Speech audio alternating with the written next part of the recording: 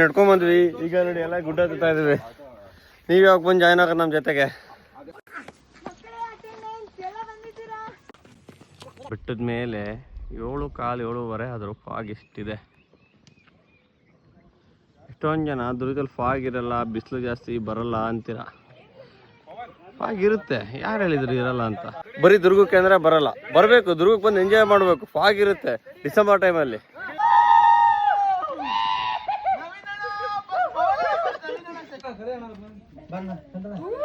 ನೋಡಿ ಫಸ್ಟ್ ಬಂದಿದ್ದು ನಮ್ಮ ಸುಸ್ಮಿತಾ ವನ್ಯವರು, ಇನ್ಸ್ಟಾ ಇನ್ಫ್ಲುಯೆನ್ಸರ್, ಕಂಟೆಂಟ್ ಕ್ರಿಯೇಟರ್.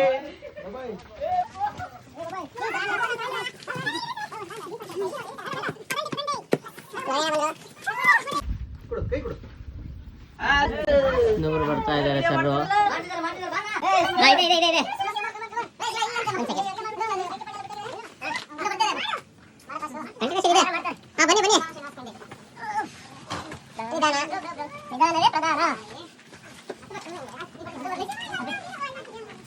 ಇವತ್ತಿನ ಟ್ರೆಕ್ಕಿನ ಒಂದು ಬೆಸ್ಟ್ ವ್ಯೂ ಪಾಯಿಂಟ್ ಕರ್ಕೊಂಡು ಹೋಗ್ತಾ ಇದ್ದೇನೆ. ಬನ್ನಿ, ಇಲ್ಲೇ ನಿಯರ್ ಬೈ ಇದೆ. Wow, what A view. ನೋಡಿ ಅಲ್ಲಿ ಕಾಣಿಸ್ತಾ ಇದೆ ಗೊತ್ತಾ, ಆಡು ಮಲ್ಲೇಶ್ವರ ಅಂತ ಗೊತ್ತಾ, ಅದೇ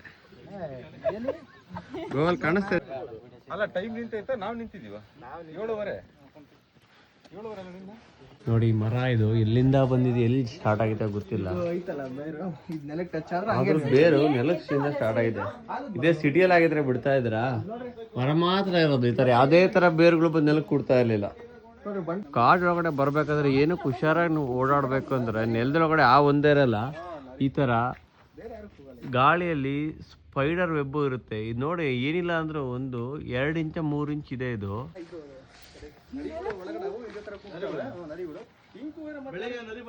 ಇದ್ರಲ್ಲಿ ನೋಡಿ ನಂದಿ ಮೇಲೆ ಕೂತಿದ್ದಾನೆ ಶಿವ. ನಂದಿ ಮೇಲೆ ಕೂತಿದ್ದಾನೆ ಶಿವ. ಬೇರೆ ಎಲ್ಲಾ ದೇವಸ್ಥಾನದಲ್ಲಿ ನೋಡಿರ್ಬೋದು ನೀವು, ನಂದಿ ಶಿವ ಎದುರು ಬದ್ರು ಕೂತಿರ್ತಾರೆ. ಬಟ್ ಇದ ನಂದಿ ಮೇಲೆ ಕೂತಿದ್ದಾನೆ ಶಿವ. ಇದು ನಂದಿ, ಇದು ಬಂದ್ಬಿಟ್ಟು ಶಿವ. ಕಾಣಿಸ್ತಾ ಇದೆಯಾ?